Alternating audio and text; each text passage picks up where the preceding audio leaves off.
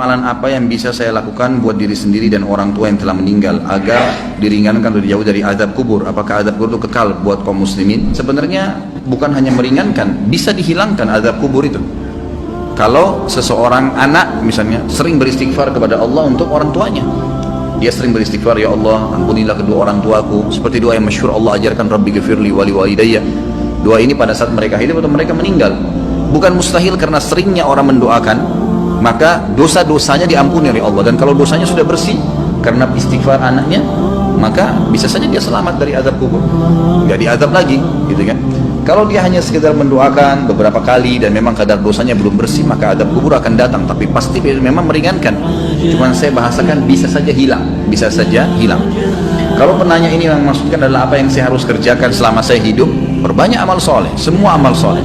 Jangan tinggalkan peluang apapun dalam mengerjakan kegiatan atau perbuatan amal soleh apapun, sekecil apapun, apa saja, senyum dengan muslim, bersedekah dengan 1.000 rupiah, apa saja yang kebetulan Allah sedang mudahkan di depan mata kita, jangan disia-siakan, kerjakan semua. Sebagaimana sabda Nabi SAW, la tahkiranna minal ma'rufi syai'a, jangan pelit-pelit dengan perbuatan amal soleh. Kita temui ada satu orang yang lagi sedih, senangkan dia, tanya ada masalah apa, hibur, berikan nasihat. Ada orang yang sedang salah, luruskan dengan nasihat. Ada orang sedang butuh, kita bantu. Ada orang sedang sakit, dijenguk. Ada orang yang sedang terzalimi, kita tolong, gitu ya. Seperti itu. Jadi memang apa saja amal soleh. Ada orang yang sedang minta-minta, kita berikan. Jadi memang kita melakukan amal-amal soleh dan tidak ya memilih-milih amal soleh tersebut. Kita tidak pernah mengetahui kadar pahala yang telah Allah janjikan. Lakukan saja. Ada satu wanita namanya Zubaidah. Zubaidah ini istrinya Harun al-Rashid. Kalau teman-teman pernah dengar, ada satu khalifah Abbasi, ya, dinasti Abbasiyah namanya Harun Rashid. Orangnya sangat terkenal dengan wibawahnya, dengan kekuatan militernya. Waktu itu Islam sangat berjaya gitu. Istrinya namanya Zubaidah, terkenal sekali. Zubaidah ini suka bersedekah. Sampai sekarang kalau Bapak Ibu sekalian lagi melewatin antara Arafah ke Muzdalifah, itu ada seperti benteng, bangunan lama gitu, cukup panjang berapa kilometer, itu dibangun oleh Zubaidah untuk memberikan minum jemaah haji karena sukanya beramal saleh gitu. Subhanallah, dinukil dalam buku-buku yang tujuannya menceritakan masalah keimanan.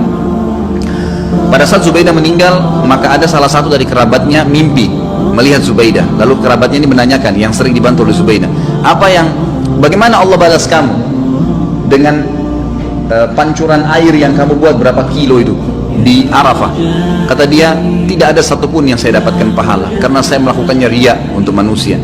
Lalu bagaimana keadaanmu? Kata kerabatnya, dia bilang, Allah telah ngampuni saya dengan sholat malam, 2 rakaat sholat malam yang saya rutin jaga setiap malam. Justru karena itu Allah ampuni. Kita nggak pernah tahu amal soleh mana yang Allah ampuni dosa-dosa kita. Maka kerjakan semua amal soleh, semua, jangan dipilah-pilah. Ada teman-teman subhanallah masuk masjid, ada kesempatan sholat sunnah qabliyah, enggak, duduk sibuk dengan HP-nya. Ada kesempatan lagi macet jalanan, bisa buka HP untuk baca Quran, bukan baca SMS, baca Al-Quran, beberapa ayat bisa dilakukan sebenarnya, gitu ya. Tapi nggak dilakukan. Ada orang yang lagi minta, dibisikin sedikit sama syaitan, sudahlah, dia sudah mampu, nanti aja, nanti di depan. Kita nggak sedekah, enggak. Semua peluang amal soleh lakukan, semua amal soleh lakukan. Dan ingat, untuk beramal soleh harus Bapak Ibu sekalian dipaksakan. Nggak bisa, nggak bisa. Kalau Bapak Ibu tidak paksakan sholat malam, percaya lisan saya tidak akan pernah sholat malam sampai mati. Kalau kita tidak pernah paksakan, jadwalkan, ambil tuh Quran di rak untuk dibaca, maka kita tidak akan pernah baca. Karena syaitan itu selalu memasukkan angan-angan, gitu kan? Kalau kita mau ibadah, dia nggak bisa bilang jangan ibadah, tapi diangan-anganin sama dia. Nanti sekalian baca, nanti sekalian baca sekian juz, sekalian, supaya kita undurnya sudah cukup untuk membuat kita meninggalkan amal soleh tersebut. Jadi kita harus paksakan. Allah mengatakan dalam Al-Quran, a'udzubillahi minasyaitonirrajim, walladzina jahadu fina lanahdiyannahum subulana. Orang-orang yang memaksakan diri untuk menempuh jalan-jalan kami, maksudnya perintah-perintah kami, mengerjakan kewajiban yang sunnah, semua dijadwalin sama dia, dipaksakan diri, kami akan pandu dia menuju ke jalan-jalan kami. Kalau kita nggak paksain, nggak bakal bisa. Paksain, jadwalin, ya, ajak keluarga, ajak istri, ajak anak, harus, nggak bisa enggak. Selama hidup saya tidak rincikan, semua kesempatan amal soleh lakukan, yang wajib dan yang sunnah, ya, yang wajib dan yang sunnah.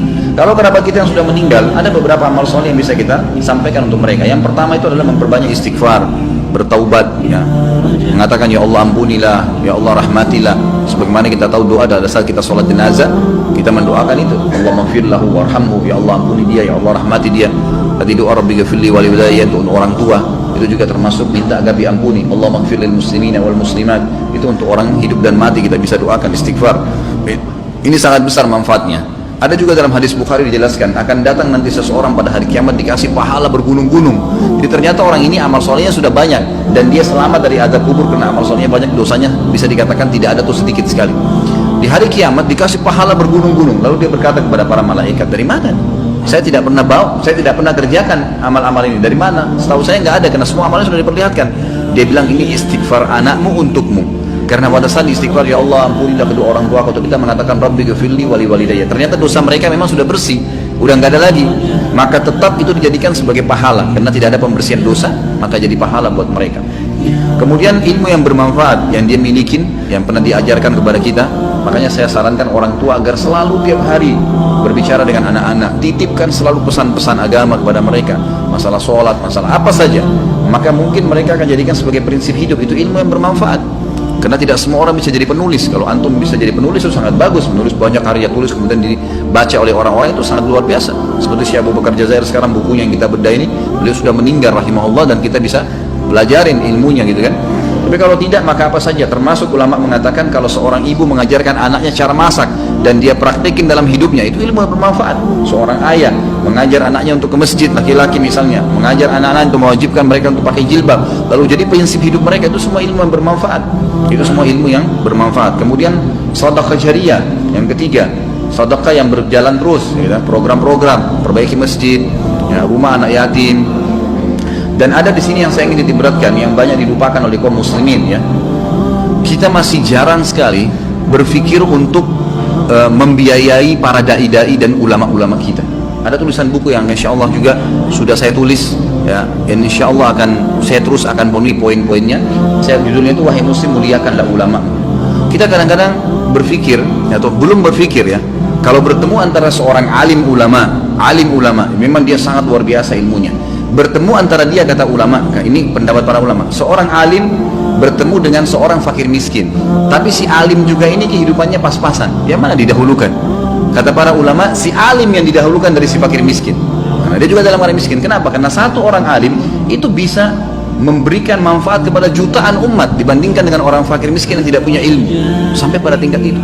Kalau di Saudi ada sponsor dai, ada pembiayaan para ulama. Tidak ada ulama itu yang sengsara. Kalau di Timur Tengah mereka disiapkan segala-galanya oleh kerajaan atau oleh kaum muslimin yang membiayai mereka. Ini juga hal yang mendasar. Itu bisa menjadi sedekah jariyah karena pada saat dia ternyata melakukan, ya, taklim, dia bisa nulis buku, ya, dari sumbangan harta yang kita kasih, maka itu kita akan punya andil.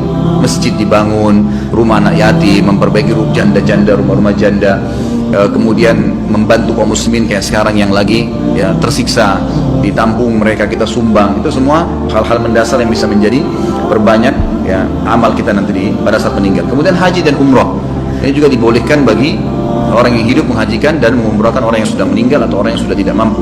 Hadis Bukhari menjelaskan masalah itu. Seseorang datang kepada Nabi SAW berkata, ya Rasulullah, sungguh ya Rasulullah, orang tua saya, ayah saya sudah tidak mampu mengadakan perjalanan haji, umrah, bahkan musafir, tapi masih hidup, sudah tua sekali nggak mampu. Apakah boleh saya haji dan umrah untuknya? Kata Nabi SAW, umrah dan hajilah untuknya. Berarti orang tidak mampu boleh. Orang yang sudah meninggal adalah hadis Bukhari juga, seseorang sahabat pada saat sedang haji bersama Nabi SAW, lalu dia berkata, ya Allah, labbaik Allahumma hajjan an syubrumati. Saya Allah, saya niat haji untuk syubrumah, keluargaku yang sudah meninggal. Lalu Nabi SAW mengatakan, ahajjta an nafsik, kau pernah haji nggak buat dirimu? Dia bilang, belum ya Rasulullah. Kata Nabi SAW, huj an nafsik thumma huj an syubrumati. Haji dulu buat dirimu, baru kau boleh hajikan kerabatmu yang sudah meninggal. Hadis ini juga menjelaskan bolehnya haji dan umrah untuk kerabat. Ini kurang lebih yang diberikan gambaran oleh para ulama.